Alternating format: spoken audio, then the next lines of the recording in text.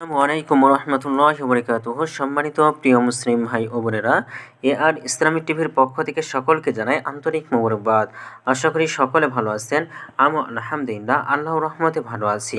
আজকে আপনাদের মাঝে আলোচনা করব জিলহজের মহিমান্বিত দশকের বিশেষ আমল এবং জিকির সম্পর্কে। চলুন আমরা জেনে নিই। হিজরি ক্যালেন্ডারের শেষ মাস জিলহজের প্রথম দশক ইসলামে বিশেষ ফজিলতপূর্ণ।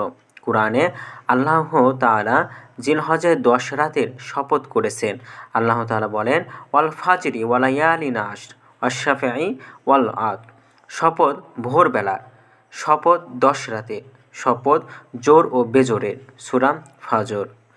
জাবের রাদিয়াল্লাহু তাআলা আনহু বর্ণনা করেন যে আল্লাহ রাসূল সাল্লাল্লাহু আলাইহি সাল্লাম বলেছেন, এই আয়াতে 10 হচ্ছে জিলহজ মাসে 10 দিন, বেজর হচ্ছে আরাফাত দিন, আর জোর হচ্ছে কুরবানির দিন। মুসনাদে আহমদ শরীফ।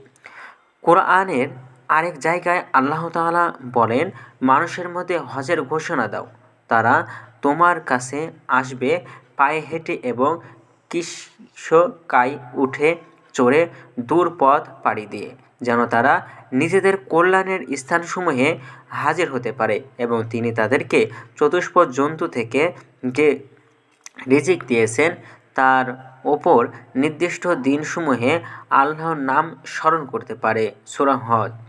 কোরআনের অধিকাংশ ব্যাখ্যাকারের মতে এ আয়াতের নির্দিষ্ট দিনসমূহ বলে জিলহজের প্রথম 10 দিনকে বোঝানো হয়েছে। জিলহজের প্রথম দশকেই হজের মূল কার্যক্রম সম্পাদন করা হয়।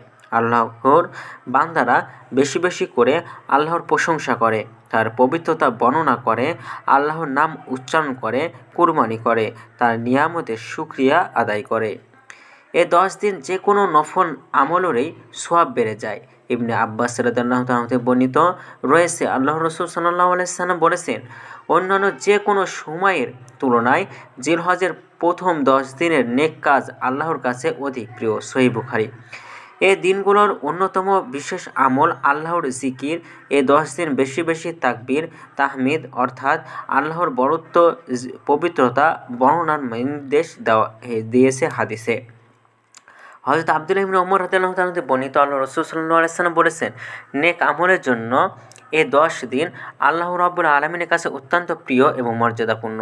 তোমরা এ সময় বেশি বেশি লা ইলাহা ইল্লাল্লাহু আল্লাহু আকবার আলহামদুলিল্লাহ জিকির করো। মুসনাদ আহমদ শরীফ।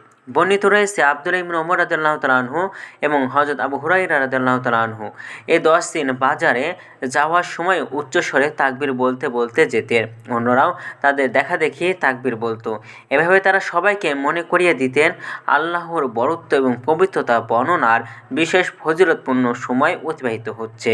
জিলহজের 4 দিন 9 জিলহজ ফজরের নামাজ থেকে 13 জিলহজ আসর পর্যন্ত মোট 23 ওয়াক্তের ফরজ নামাজের পর একবার তাকবীরে তাশরিক বলা ওয়াজিব।